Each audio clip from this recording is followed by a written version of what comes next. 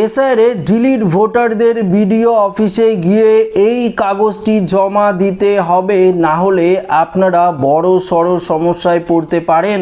তো বন্ধুরা, যদি এসআইআর থেকে আপনার নাম ডিলিট হয়ে থাকে তাহলে অবশ্যই ভিডিওটি আপনারা দেখবেন, না হলে সত্যি সত্যি আপনারা কিন্তু একটি সমস্যায় পড়তে পারেন। তো কি আপডেট রয়েছে আপনাদের জন্য আজকের এই ভিডিওতে, আপনাদেরকে এই বিষয়ে একদম বিস্তারিতভাবে জানিয়ে দেব। তো একটু মনোযোগ সহকারে আপনাদের ভিডিওটি দেখতে হবে। দেখুন, এখানে পরিষ্কারভাবে জানিয়ে দেওয়া হয়েছে এসআইআর নির্বাচন কমিশনারের চূড়ান্ত ভোটার তালিকা থেকে নাম বাদ গিয়েছে আপনার। এবার তাদের রেশন কার্ডও কিন্তু বাতিল করার সিদ্ধান্ত নিয়েছে রাজ্যের খাদ্য দপ্তর। এই বিষয়টি আপনাদেরকে আগে জানিয়েছিলাম। তো আমি, যদি আপনার নাম এসআইআর থেকে ডিলিট হয়ে থাকে, ডিলিট ভোটারদের কথা বলছি, সেই সমস্ত ভোটারদের রেশন কার্ড বাতিল করার সিদ্ধান্ত নিয়েছে রাজ্যের খাদ্য দপ্তর। তবে ট্রাইব্যুনালে আবেদন করা বাসিন্দাদের কার্ড আপাতত চালু থাকবে, কিন্তু সেই আবেদনের নথি জমা দিতে হবে। তাতে ফ্রিতে রেশন পেতে ব্লক খাদ্য দপ্তরগুলিতে ট্রাইব্যুনালের কাগজপত্র জমা দিতে ভিড় কিন্তু বাড়ছে। তো বুঝতেই পারলেন আপনারা, অর্থাৎ যদি আপনারা ট্রাইব্যুনালে আবেদন করে থাকেন, মনে রাখবেন, যদি আপনারা এসআইআর ট্রাইব্যুনালে আবেদন করে থাকেন, ট্রাইব্যুনালের যে কাগজটি রয়েছে সেটি আপনাদের জেরক্স করে কিন্তু ব্লক অফিসে গিয়ে খাদ্য দপ্তরের হাতে সেই কাগজটি জমা দিতে হবে। বিভিন্ন জায়গায় কাগজ জমা দেওয়ার ভিড় জমেছে। যদি আপনারা জমা না দেন, সেক্ষেত্রেও কিন্তু আপনার নাম, আপনার যে রেশন কার্ড, সেটি কিন্তু বাতিল করে দেওয়া হতে পারে। এসআইআর এর ভিত্তিতে রেশন কার্ড বাতিল করার জন্য গত 4 জুন নির্দেশিকা জারি করেছিল রাজ্যের খাদ্য দপ্তর। সেই সিদ্ধান্তে স্বাভাবিকভাবেই সাধারণ মানুষের মধ্যে উদ্বেগ তৈরি হয়েছে। বিশেষ করে যারা প্রকৃত নাগরিক হওয়া সত্ত্বেও কোনো যান্ত্রিক ত্রুটি বা অন্য কোনো কারণে তালিকা থেকে বাদ পড়েছেন, তারাও আতঙ্কে কিন্তু ভুগছেন। বর্তমানে অর্থনৈতিক পরিস্থিতি, বিনামূল্যে রেশন বা খাদ্যশস্য পাওয়ার মধ্যবিত্ত, নিম্ন মধ্যবিত্ত পরিবারের অত্যন্ত জরুরি রয়েছে এই রেশন কার্ড বাতিল হলে সেই সুবিধা পুরোপুরি বন্ধ হয়ে যাবে। যদিও নির্দেশিকায় বলা হয়েছে, যারা ভোটার তালিকায় নাম পুনর্বহালের জন্য বা নিজেদের নাগরিকত্বের সপক্ষে ট্রাইব্যুনালে আবেদন জানিয়েছেন, তাদের কার্ড আপাতত চালু থাকবে। তবে ট্রাইব্যুনালে আবেদনের রসিদ জমা দিতে হবে ব্লক বা খাদ্য দপ্তরগুলিতে, এটা কিন্তু স্পষ্টভাবে জানিয়ে দেওয়া হয়েছে।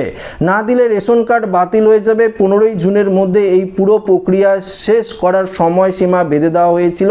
তাই বিনামূল্যে রেশন পেতে ব্লক অফিসগুলিতে কাগজপত্র জমা দেওয়ার হুড়োহুড়ি পড়ে গিয়েছে।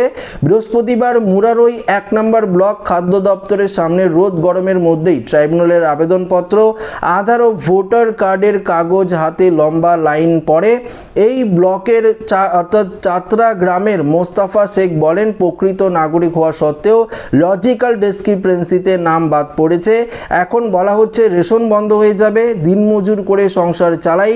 বর্তমানে নিত্য প্রয়োজনীয় বা জিনিসপত্রের যে দাম, তাতে বিনামূল্যে রেশন বা খাদ্যশস্য পাওয়া অত্যন্ত জরুরি। আর এক বাসিন্দার রেশমা বেওয়া বলেন, এদেশের বাসিন্দার হওয়া সত্ত্বেও ভোটার তালিকায় নাম বাদ যাওয়ায় মানসিক যন্ত্রণার মধ্যে রয়েছি।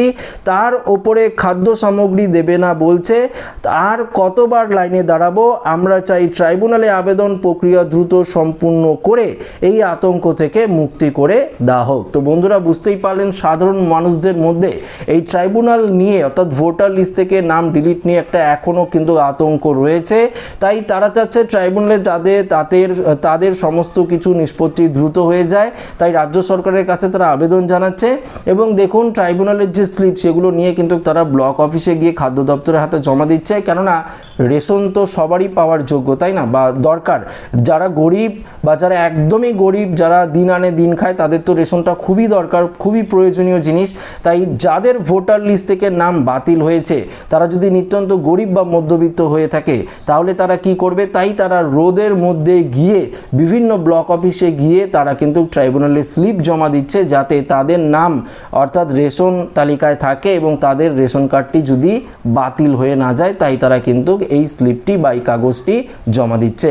তো যদি আপনার নাম এসআইআর থেকে ডিলিট হয়ে থাকে, আপনি যদি ট্রাইব্যুনালে আবেদন করে থাকেন, এই কাগজটি আপনি অবশ্যই ব্লক অফিসে গিয়ে জমা করুন। এই আপডেটটা আমরা পেলাম, তাই আপনাদের কাছে তুলে ধরার চেষ্টা করলাম।